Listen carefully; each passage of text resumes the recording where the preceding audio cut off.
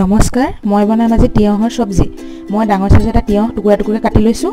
এয়া লৈছোঁ মই সোয়াবিনখিনি মই পানীত তিয়াই লৈছোঁ আৰু 4টা লৈছোঁ কেঁচা জলকীয়া আৰু লৈছোঁ গোটা জিৰা। চাওঁ আহক মই কেনেদৰে বনাওঁ। মই এতিয়া তেল দি দিম।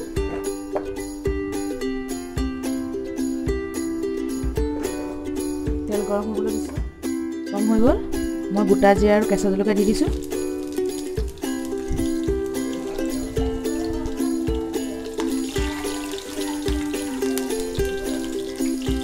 এতিয়া মই সোয়াবিনখিনি দি দিছোঁ। সোয়াবিনখিনি মই অকণমান ৰঙচুৱাকৈ ভাজি ল'ম।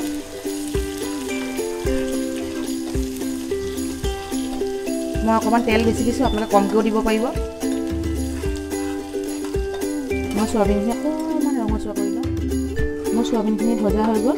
মই এতিয়া দিম ইয়াত তিয়হখিনি।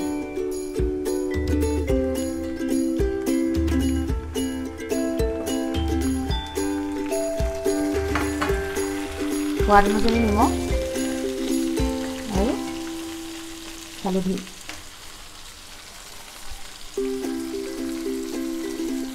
এতিয়া মই ভালদৰে লৰাই দিম।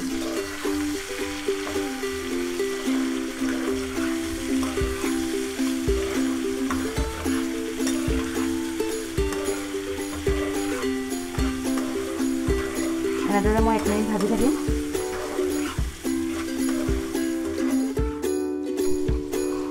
মোৰ চব্জিখিনি অকণমান ভজা হৈ গ'ল, অকণমান ৰঙচুৱা হৈ গ'ল। মই এতিয়া দিম ইয়াত পানী।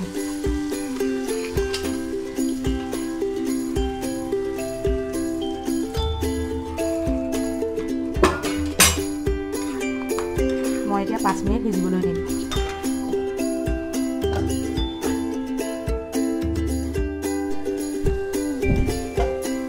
এয়া মোৰ 5 মিনিট হৈ গ'ল।